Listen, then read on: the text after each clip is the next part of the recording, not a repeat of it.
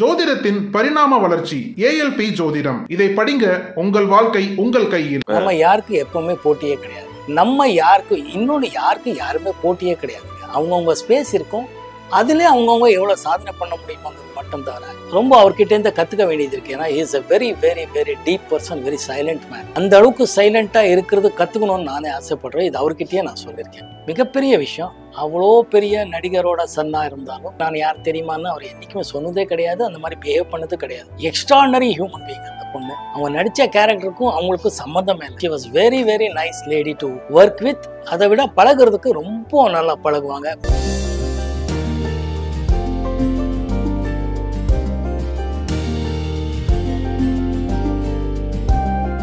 வரதராஜ முதலியார் சாரை நீங்க சந்திச்சதாகவும் அவங்க குடும்பத்தினர் வந்து உங்களோட ஃபேன்ஸ் வந்து ஃபேன்ஸ்னு சொல்லி ஒரு பதிவு இருக்கு. இதை அந்த மூமெண்ட்ஸ் அது ஒரு ஹாப்பி மூமெண்ட் தான். நான் ஷூட்டிங்கில் இருக்கும்போது லேண்ட்லைனில் ஃபோன் வந்தது வீட்டுக்கு. மோகன் சார் இருக்கிறாரான்னு கேட்டாங்க. யாருங்க? ஆமாம் நான் தான் பேசுகிறேன்னு சொன்னது. நான் வரதராஜ் முதலியார் பேசுகிறேன். அப்படியே ஷாக். ஏன்னா அப்போ தான் அவரை பற்றியெல்லாம் கேள்விப்பட்ட ஒரு நல்ல விஷயம். இதை வந்து நாயகன் முன்னாடி நான் சொல்கிறேன். அப்போ வந்து நான் உங்களை பார்க்கணும் பேசணும்னு ஆசைப்பட்றேன்னா நான் ஃபஸ்ட்டு என்ன இது எப்படி நம்ம ஷூட்டிங்கில் நம்ம ப்ரொடக்ஷன் மேனேஜர்கள் சொல்லி யாராவது பேசுகிறாங்களாங்கிற அளவுக்கு ஒரு டவுட். ஏன்னா எதிர்பார்க்கவே இல்லை. அப்புறம் நானே வரேன் சார், நான் என்ன இல்லை பரவாயில்ல நாங்கள் வரோம் அப்படின்னு. இல்லை நான் வரேன்னு சொன்னேன். அப்போ மந்தவள்ளி சிங்கப்பூர் பங்களான்னு ஒரு ஷூட்டிங் ஹவுஸ் இருக்கும். அங்கே ரெகுலராக ஒரு நாளைக்கு 2-3 படம் அங்கே ஷூட்டிங் நடத்துகிற மாதிரி ஒரு சூழ்நிலை காலங்கள். அப்போது நான் வந்து போயிட்டு வரேன்னு சொல்லி நானே வரேன்னு சொல்லி அவர் வீட்டுக்கு சாந்தம் கிட்ட ஒரு வீடு, அப்போ அங்கே போய் அவரை பார்த்தேன். அப்போ தான் அவர் பாம்பேலேருந்து இங்கே வந்து இருந்திருந்த டைம். எவ்வளோ பெரிய விஷயம். அவர் நல்லா ஒரு வேட்டியும் நல்லா ஹாஃப் பனியன் கட்டி அப்படியே இருப்பார். பக்கா ஒரு நல்லா அப்படி பட்டையோடு அப்படி உட்காந்துருந்தார். போனது ரொம்ப ஹாப்பியாக. அவங்க ஃபேமிலியெல்லாம் சொல்லி என்னென்னா என்னோடய ஃபேன்ஸ் என்னோடய பாடல்கள் என்னோடய படங்கள் பார்த்து ரொம்ப ரசிச்சிருக்கோம், உங்களை பார்க்கணும்னு சொல்லியிருக்கேன். அப்போ தான் அந்த மும்பைலேருந்து அவர் இங்கே வந்து தங்கிட்டு இருந்தார் நேரம். ரொம்ப பெருமையாக இருந்துச்சு, ரொம்ப ஹாப்பியாக இருந்துச்சு. அந்த வயசுலேயே அவர் கேஷுவலாக பேசும்போது என்னால் அவர் அவ்வளோ ஃபிட்டாக இருந்தார். ஏன்னா பாருங்கன்னு அப்படியே பஸ்கி எடுத்தார். சார் நீ என்ன சார் ஐயோன்ற? நான் இல்லை தம்பி, இப்படி இருந்தால் தான் நீங்களும் இருக்க முடியும், நீங்களும் நல்லா இருக்க முடியும், நீங்கள் அப்படி இருக்கீங்க, நல்லா இருக்கீங்க, அது இதெல்லாம் சொல்லி நம்ம எந்த டென்ஷனில் இருந்தாலும் பாம்பேல உங்கள் VHS போட்டு பார்ப்போம், ஹாப்பியாக பார்ப்போம். உங்கள் படங்கள்லாம் எங்களுக்கெல்லாம் அவ்வளோ பிடிக்கும்னு அவர் ஃபேமிலியெல்லாம் அறிமுகப்படுத்தார். அந்த தாய் எவ்வளோ அவ்வளோ பெரிய பூஜாரம் போய் நான் பூஜாரம் என்னை கூட்டிகிட்டு போகணுங்க. நாங்கள் ரொம்ப எக்ஸ்ட்ரானரி ஃபீலிங். அது 2-3 தடவை பார்த்துருக்கேன். 2-3 தடவை ஒரு அந்த வீட்டில் தான் நான் பார்த்துருக்கேன். எப்போ வரும் உங்களுக்கு என்ன வேணும்பார். நான் ஒன்றும் வேணாம் சார், உங்கள் அன்பு போதும்னு. பட் இருந்தார் இல்லைங்க, எங்களெல்லாம் இவ்வளோ ஹாப்பியாக வச்சுட்ருக்கீங்க நீங்கள், எங்கள் ஃபேமிலியே உங்களை பாருங்கள் பார்க்க வந்திருக்காங்க. எல்லோரும் அவங்க ஃபேமிலியை வந்து நிற்கும், பேசுவோம், எல்லாருக்கிட்டையும் பேசுவேன். அதுக்கே ஆண்டவனுக்கு நன்றி. இவங்களெல்லாம் ஹாப்பியாக வச்சுக்கிற காரணமாக இருக்கிற எங்கள் படங்கள், அதை வந்து ப்ரொடியூசரு டைரக்டர்கள் அவங்களுக்கு நன்றி, இவங்களுக்கு நன்றி. ரொம்ப எக்ஸ்ட்ரானரி மெமரிஸ். அது எங்களுக்குள்ளே இருக்கிற ஒரு மெமரிஸ் தான். இப்போ கோட்ல வந்து நீங்க எதிர்நாயகனாக நடிப்பதாக கூறப்படுகிறது, ஊடகங்கள் சொல்லப்படுகிறது. இந்த படத்தை செலக்ட் பண்றதுக்கு என்ன ரீசன்? இந்த படம் முடிஞ்சது AGS பர்மிஷனோட, வெங்கட் பிரபு அவர்களோட பர்மிஷனோட. இந்த படத்தை பற்றி டீட்டெயிலாக உங்களோடவே நான் பேச தயாராக இருக்கேன். இப்போ அந்த படத்தை பற்றி பேசக்கூடாது, அதனால பேச விரும்பல. ஓகே சார், அதாவது 80s வந்து மிகப்பெரிய ஹீரோ மோகன், 2024 விஜய் சார் பெரிய ஹீரோ. இந்த காம்பினேஷன் எப்படி பார்க்குறீங்க? மக்களால் தேர்ந்தெடுத்த மிகப்பெரிய நடிகர் ஹீரோவாக விஜய் சார் இருக்கிறார். தளபதி விஜய் சொல்லக்கூடியவர். அவரோட நடிக்கிறதுக்கு ஒரு வாய்ப்பு வந்திருக்கு. Thanks to Venkat Prabhu, AGS. அவர் ரொம்ப அவர்கிட்டேருந்து கற்றுக்க வேண்டியது இருக்குது. ஏன்னா is a very very very deep person, very silent man. அந்த அளவுக்கு சைலண்ட்டாக இருக்கிறது கற்றுக்கணும்னு நானே ஆசைப்படுறேன். இது அவர்கிட்டயே நான் சொல்லியிருக்கேன். இதுதான் அவர்கிட்ட நான் ரொம்ப சிறப்பாக இருக்கிற ஒரு அம்சமாக நான் நினைக்கிறேன். எதுவாக இருந்தாலும் அவர் அவ்வளோ டீப்பாக சைலண்ட்டாக உட்காந்து எல்லாமே அப்சர்வ் பண்ணிட்டு இருப்பார் தவிர, அது எனக்கு ரொம்ப பிடிச்ச விஷயமா இருக்குது. ஸோ அதை அவர்கிட்ட இருந்து கற்றுக்கணும்னு ஆசைப்படுறேன். இந்த 80s ரீயூனியனை இன்னைக்கும் மெயின்டைன் பண்ணுறீங்க, அதுக்கு காரணம் நம்ம சக நடிகைகள் தான். சுஹாசினி, லிசி, இவங்க தான் அதை கொஞ்சம் கரெக்டாக பிளான் பண்ணி ஒரு வருஷத்துக்கு முன்னாடியே பிளான் பண்ணி இத்தனாம் தேதின்னு சொல்லி எல்லாருக்கும் கொஞ்சம் ஃப்ரீயாக இருக்கீங்களான்னு கேட்டு ஃப்ரீயாக இருங்கன்னு சொல்லி பண்ணுறாங்க. அதுக்காக அவங்க மெனக்கட்டுறாங்க. அதுக்கு ரொம்ப ஹாப்பி. அவங்களுக்கு நன்றி சொல்லணும். சார், சில்க் ஸ்மிதா வந்து ஒரு அப்பார்ட் ஃப்ரம் கிளாமர் ஒரு கைண்ட் ஹார்ட்டட் பர்சன் சொல்லுவாங்க. உங்க 2 பேர் கூட அந்த நட்பு. சில்க் ரொம்ப நல்ல ஹியூமன் பீயிங். ரொம்ப கஷ்டத்தை அனுபவித்து வந்திருக்கிறதுனால இண்டஸ்ட்ரிக்கு வரும்போதே அவங்க ரொம்ப பெயின் ஆகிற தான் வந்திருப்பாங்க. ரொம்ப ஒரு டிசப்பாயிண்டட் பாவம். ரொம்ப கஷ்டப்பட்டு வந்ததுனால அவங்களுக்கு அந்த பெயின் தெரியும். எக்ஸ்ட்ரானரி ஹியூமன் பீயிங் அந்த பொண்ணு. அவங்க நடித்த கேரக்டருக்கும் அவங்களுக்கும் சம்மந்தமே இல்லை. She was very very nice lady to work with. அதை விட பழகிறதுக்கு ரொம்ப நல்லா பழகுவாங்க. பேசுகிற டோன் ஆகட்டும் எல்லாமே அவ்வளோ ஈஸியாக இருக்கும். இன்ஃபேக்ட் எனக்கு நல்லா ஞாபகம் இருக்குது. அவரும் அந்த அம்மா சில்க் ஸ்மித்தாவோட ஷூட்டிங்னாலே ஷூட்டிங் பார்க்கவே அத்தனை பேர் வருவாங்க. எக்ஸிபிட்டர்ஸ்லேருந்து டிஸ்ட்ரிபியூட்டர்லேருந்து வந்து பார்ப்பாங்க. அந்த அளவுக்கு சில்க் ஸ்மித்தானா அவ்வளோ ஒரு கிரேஸ் இருக்கும். But she was always a very very very ரொம்ப நார்மல் ஹியூமன் பீயிங்காக தான் பழகிட்டு இருந்தாங்க. செட்டுக்கு வருவாங்க. அந்த ஒரு விஷயத்தில் we lost a great soul. எங்களுக்கெல்லாம் அந்த சோல் மிஸ் பண்ணதில் எனக்கும் கொஞ்சம் வருத்தமாக தான் இருக்குது. எம்ஜிஆர் சாருக்கும் உங்களுடான நட்பு, அவருக்கு சொன்ன அட்வைஸ், அந்த சுவாரஸ்யமான சம்பவம். எம்ஜிஆர் சார் பற்றி எல்லாம் என்ன சொல்கிறது? எக்ஸ்ட்ராடினரி முதலமைச்சர், எக்ஸ்ட்ராடினரி அட்மினிஸ்ட்ரேட்டருங்கிறது போக அவரை நம்ம படம் பார்த்து ரசித்த விதங்கள் தான் எனக்கு ரொம்ப ஹாப்பியாக இருந்துச்சு. அப்போது ஜெமினி ஃபிலிம் சேம்பரும் அப்புறமா நம்ம நடிகர் சங்கத்தில் தான் ப்ரொஜெக்டர் சினிமா ப்ரிவ்யூ தியேட்டர்ஸ் இருக்கும். நம்ம படங்கள் பார்க்க வருவார். நான் ஷூட்டிங்கில் இருப்பேன். ப்ரொடியூசர் சொல்லுவார், இன்றைக்கி சிஎம் வந்துட்டுருக்கார் பார்க்க சொல்லிட்டுருக்கார். ஸோ நம்ம படம் பார்த்துட்டு முடிகிற நேரத்துக்கு வந்துடுவோம். ஏன்னா அங்கே தூரத்தில் இருக்கோம். அவர் படம் பார்த்துட்டு அப்புறம் வந்து மகிழ்ச்சியாக வந்து பக்கத்தில் நின்று நாளைக்கு பிரேக்ஃபாஸ்ட் வந்துருக்கேன் பேசுவோம் அப்படின்னு போயிடுவார். நமக்கா ஒரே ஹாப்பி. நம்ம வந்து ஸ்கூலு காலேஜ்லேருந்து பார்த்த எம்ஜிஆர் சார். நம்ம பெங்களூரில் அத்தனை படங்கள் அவர் பார்த்து ரசிச்சிருக்கோம். கிரேட் ஒரு பாசிட்டிவான எனர்ஜி அவர் படங்கள் பார்த்தாலே வருது. அவரை பார்க்கும்போதும் வருது. அவர் படங்கள் பார்த்து நாங்கள் அப்படி பார்த்துருக்கோம். பட் அவரை பார்க்கும்போது அவ்வளோ பாசிட்டிவாக எனர்ஜி வரும். மறுநாள் ஷூட்டிங் இருந்தாலும் சிஎம்ஏ கூப்பிட்ருக்காருங்கிறதுனால ப்ரொடியூசரை போயிட்டு வந்துடுங்க சார், காலங்காத்தால் வீட்டுக்கு போவோம். அங்கே அவர் மார்னிங் பிரேக்ஃபாஸ்ட் கொடுத்து படத்தை பற்றி பேசுவார். அதை படத்தை பற்றி அவ்வளோ நல்ல விமர்சனம் பண்ணி பேசுவார். இது எப்படி பண்ணீங்க, இது எப்படி பண்ணீங்க, இது எப்படி பண்ணீங்க, இது நல்லா இருந்துச்சு, அது எப்படி இருந்தீங்க, எவ்வளோ நாள் பண்ணீங்க, அதை கேட்டு ரொம்ப ஹாப்பியாக இன்னும் வேணுமா சாப்பாடுன்னு மாதிரி எல்லாம் பேசுனதுக்கப்புறம் வெளியிலலாம் மினிஸ்டர்ஸ் எல்லாம் இருப்பாங்க. அந்த அவங்களுக்கு வேண்டிய அட்மினிஸ்ட்ரேஷன் எல்லாம் இருக்கும், சிஎம். பட் இருந்தாலும் நாங்கள் அதை புரிஞ்சுக்கிட்டு ரொம்ப நேரம் பேசுகிறதோ அது இதெல்லாம் இல்லை. பட் பேசி முடிஞ்சு நான் கிளம்புறேன்னா பரவாயில்லைங்க. சில டைமில் காஃபி போதும் கிளம்பி வந்ததும் உண்டு. ஏன்னா வெளியே அத்தனை பேர் வெயிட்டிங்கில் இருப்பாங்க, தமிழ்நாடு சிஎம்.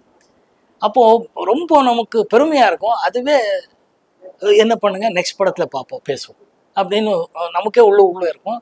மறுபடியும் நல்ல படங்கள் பார்த்து பேசுவார். அவரும் இதே தான் வார்த்தை, உங்களுக்கு என்ன வேணும், என்ன ஒன்றும் வேலை, உங்கள் அன்பு இருந்தால் போதும்.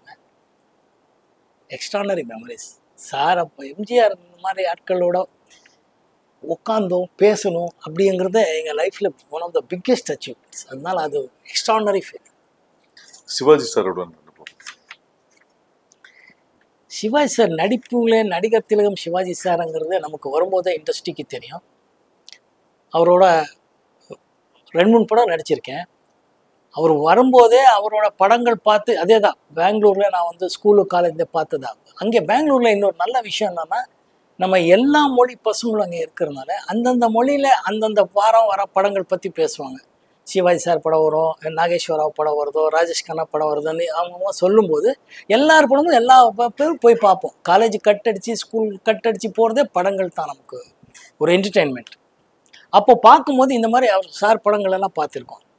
அவரை வந்து ஃபஸ்ட்டு அங்கே பார்த்தது ஒரு வீட்டில் கருடா சௌக்கியமா ஷூட்டிங் டைமில் தான் பார்த்தேன். எனக்கு கையெல்லாம் நடுங்குது அவர் பார்க்கும்போதோ. ஏன்னா அவர் நடிக்கிறாருங்கிறது போக நான் அவர் கூட நடிக்கணும். அது அவர் நடிக்கும்போது நான் கால் மேலே கால் போட்டு ஏதோ ஒரு வசனம் போடணும். அந்த வசனம் பேசணுங்கிறது காலு போட வர மாட்டேங்கிறது, பேசணுங்கிறது ஒரு சின்ன பயம் இருக்கும்ல, தயக்கம். அது இல்லாமல் அந்த ஷூட்டிங் அட்மாஸ்பியர் பெரிய லெஜெண்டரி பிரகாஷ் ராவ்ங்கிற டைரக்டர் டைரக்டர் எல்லாம் இருந்தார். பட் அவர் ரொம்ப என்கரேஜ் பண்ணுவாருங்கிறதா என்கரேஜ் பண்ணார். ரொம்ப சுலபமாக நடிக்கும் முயற்சி பண்ணேன். அது நல்லா நடந்ததுங்கிறது உண்மையான விஷயம். ஒவ்வொரு படத்துலையும் அவரோட நடிக்கும்போது அவ்வளோ நல்லா இருக்குது. அதான் இதெல்லாம் தான் நல்ல விஷயங்கள் சினிமாவுக்கு வந்ததுக்கு அப்புறம்ன்றது. எனக்கு எம்ஜிஆர் சார் சிஎம்மாக இருந்தாலும் அவர் பார்க்குறதுக்கும் அவரோட பேசுறதுக்கு ஒரு வாய்ப்புகள் கிடைச்சதாகட்டும், சிவாஜி சாரோட நடிக்கிறதுக்கு வாய்ப்பு கிடைச்சதாகட்டும், சிவாஜி சார் பையனோட நடிக்கிறதுக்கு எனக்கு வாய்ப்பு கிடைச்சதாகட்டும், இதுக்கெல்லாம் ரொம்ப பெருமையாக இருக்குது, ஹாப்பியாக இருக்குது. இறைவனுக்கு நன்றி சொல்லுங்கள். பிரபு சாருக்கு உங்களுக்கு உண்டான நட்பு? பிரபு சார் சிவாஜி சார் சன்னுங்கிறது அவருக்கு ஃபஸ்ட்டு அவர் மேலே இருந்த ஒரு பெரிய மரியாதை. எங்களுக்கு இண்டஸ்ட்ரியில் வரும்போது சிவாஜி சாரோட நடிக்கிறதுக்கு வாய்ப்பு வந்தது. அதுக்கப்புறம் அவர் சன் அவரோட வர்றாங்கன்னு சொல்லி சிவி ராஜேந்திரன் இயக்கத்தை தான் ஃபஸ்ட் அவர் லாட்ரி டிக்கெட்டுங்கிற படத்தில் தான் அவரோட முதலாக நான் பார்த்தது, நடித்தது. மிகப்பெரிய விஷயம். அவ்வளோ பெரிய நடிகரோட சன்னாக இருந்தாலும் எந்த விதமான ஒரு சிவாஜி சார் பையன் நான் யார் தெரியுமான்னு அவர் என்றைக்குமே சொன்னதே கிடையாது. அந்த மாதிரி பிஹேவ் பண்ணது கிடையாது. ரொம்ப சகஜமாக பழகுவார். அவ்வளோ சாப்பாடு பற்றியும் அது முதல்ல எல்லாரும் சொல்லியிருக்கிற விஷயந்தான். சார் சிவாஜி சார் வீட்டிலேருந்து சாப்பாடு வர எல்லாருக்கும் பரிமாறுறது எல்லாமே பண்ணுவார். நான் வெஜிடேரியனுங்கிறதுனால அப்போவே எனக்குன்னு சொல்லி பாதாம் கீர் வர வைக்கிறதாகட்டும், வெஜிடேரியன் சாப்பாடு எனக்காகவே வர வைப்பிச்சு கொடுப்பார். ரொம்ப மகிழ்ச்சி. ரொம்ப நல்ல மனிதர் சார். 80s காலகட்டத்தில் ரஜினி சார் கமல் சாருக்கு செம்ம டஃப் கொடுத்தீங்க. அவங்களுக்கு நீங்க போட்டியா அப்படின்னு ஒரு நியூஸ் பரவலா வந்த போது அதை நீங்க எப்படி எடுத்துக்கிட்டீங்க? நீங்களே சொல்லிட்டீங்களே, அது ஒரு நியூஸ்ன்னுட்டு. நம்ம யாருக்கு எப்பவுமே போட்டியே கிடையாது. நான் இண்டஸ்ட்ரிக்கு வரும்போது ரஜினி சார் மிகப்பெரிய சூப்பர் ஸ்டார், கமல் சார் அப்போவே உலக நாயகன். நான் அவரோட படங்களில் காலேஜ் தான் நாங்கள் எல்லாம் பெங்களூரில் போய் பார்த்துருக்கோம். 3 முடிச்சு ஆகட்டும், சொம்ம சொல்லுக்குருதின்னு ஒரு நம்ம கமல் சார் டியூல் ரோல் பண்ணியிருப்பார். அது தமிழில் கூட அப்புறமா டப்பா இங்கே இருநிலவர்கள் வந்துச்சு. முள்ளு மலரும் ஆகட்டும், நிறைய படங்கள் காலேஜ்லேயே அவர் படங்கள் பார்த்து வளர்ந்தவங்க நாங்கள். வந்து சினிமா நடிகனாக ஆசீர்வாதம் இருக்குது, மக்கள் ஆதரவு கிடைச்சிது, நல்ல படங்கள் பண்ணுறதுக்கு வாய்ப்பு கிடைச்சிது, வெற்றி அடைஞ்சது. தவிர நம்ம யாருக்கும் யாருமே போட்டியே கிடையாதுங்க. அவங்கவுங்க ஸ்பேஸ் இருக்கும், அதிலே அவங்கவுங்க எவ்வளோ சாதனை பண்ண முடியுமாங்கிறது மட்டும். தவிர ரஜினி சார் கமல் சார் என்றைக்குமே ரஜினி சார் கமல் சார் தான். நம்ம யாருக்கு அப்போ இல்லை, எப்பவுமே யாருக்குமே யாரும் போட்டி இல்லை. சார் ஃபஸ்ட்டு ஃபிலிமில் கமல் சாரோட screen space. So Kamal sir நீங்கள் சொன்னீங்க ஆல்ரெடி அவர் பெரிய ஆர்டிஸ்ட் அப்படின் போது, நீங்கள் ஒரு காலகட்டத்தில் 20 மணி நேரம் மேலே ஒர்க் பண்ணியிருக்கீங்க. மோகன் சாரால் ஷூட்டிங் லேட்டு, படம் ரிலீஸ் தள்ளி போச்சுன்ற எந்த பிரச்சனையுமே இல்லை. அதுக்கு ஒரு காரணம் வந்து கமல் சார் வந்து அந்த கால் ஷீட் இப்படி பண்ணணும்னு மாதிரி சொல்லி கொடுத்ததா ஒரு தகவல் இருக்கு. பிளஸ் கமல் சார் முதல் முறையா வெளி நடிகர்ன்ற போது உங்களுக்கு தான் ஒரு பாட்டு பாடியிருக்காரு. இந்த 3 இன்சிடென்ட்ஸ் நீங்க எப்படி பாக்குறீங்க? I am blessed. இறைவனோட ஆசீர்வாதம் ஃபர்ஸ்ட் திங். அதை நான் அவருக்கு தான் நன்றி சொல்லணும். இது ஒரு நிகழ்ச்சி என்னன்னே தெரியல. ஏன்னா பாலுமகேந்திரா சார் கோகிலா படம் ஃபஸ்ட்டு ஸ்கெட்யூல் கூப்பிட்டாங்க. 3-4 நாள் நடித்தேன். அதுக்கப்புறம் வந்து நான் என்னோடய ட்ராமா ஃப்ரெண்ட்ஸ் ட்ரூப்பில் இருக்கும்போது அந்த ட்ராமா ஃப்ரெண்ட்ஸு கேங்கே ஒரு சினிமா எடுக்கிறாங்க. எப்படி நீ நடிகர் ஆகிட்டியா வாடான்னாங்க. நானும் போயிட்டேன்.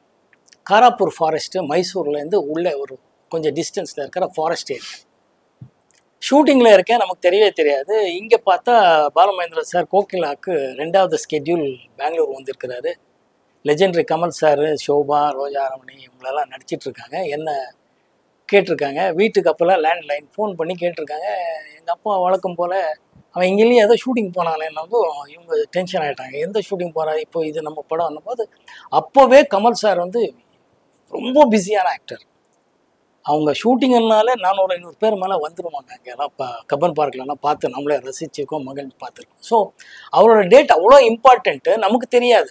நம்ம வந்து காராப்பூர் ஃபாரஸ்ட்டில் ஃப்ரெண்ட்ஸோட படம் ஷூட்டிங்கில் இருக்கேன். அப்புறமா ஒரு டெலிகிராம் எல்லாம் கொடுத்து, அப்போது டெலிகிராம் கொடுத்து என்னை வர வச்சாங்க. 3 நாள் ஆயிடுச்சு. அதுக்குள்ளே அன்றைக்கி ஈவினிங்கு கமல் சார் வந்து 3-4 நாள் ஆயிடுச்சின்னு நினைக்கிறேன். கமல் சார் வந்து சென்னைக்கு திருப்பி வரணும். அன்றைக்கி ஈவினிங் போகிற பாலுமகேந்திரா சார் ரொம்ப கோவத்தில் இருந்தார். அசோசியேட் டைரக்டர் ஏன் இங்கே இப்படி பண்ணிட்டீங்க அப்படி இப்படின்னாரு. எனக்கு என்ன தெரியும், I don't know sir what is திஸ்ன்ற. இல்லையா எப்படியானா அது ரொம்ப கஷ்டமான விஷயம். அத்தனை பேர் இருக்கிறாங்க, என்னோட போர்ஷன்ஸ் எடுக்காமல் விட்டுருக்காங்க. பட் என்னோட காம்பினேஷன்ஸ் பிகாஸ் நான் இல்லை. ஏன்னா நான் ரொம்ப இல்லை சார், அந்த டேரக்டர் இன்னொரு டேரக்டர் பேர் சொல்லி அவர் கூப்பிட்டார் சார், நான் அங்கே போயிட்டேன் சார். என்ன எப்படிடா நீ போகலான்றார். இல்லை சார் எனக்கு தெரியாதுன்னு. அப்போ தான் கமல் சார் வந்து கூப்பிட்டு ஏன் நல்லா நடிக்க எல்லாம் கரெக்டு, இந்த படம் வந்து எப்போ ஷூட்டிங் இருக்கேன்னு. இல்லை sir they didn't tell me. என்ன அவர் எப்படிடா சொல்லுவார், நீ தானே கேட்கணும்.